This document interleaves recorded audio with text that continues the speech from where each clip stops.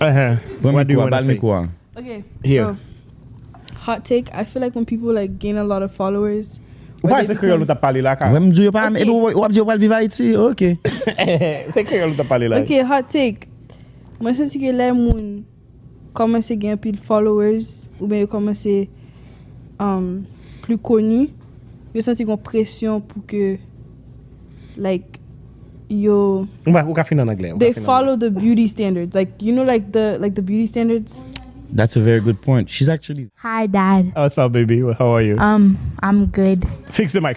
I hope my mom doesn't get mad at me today. Okay.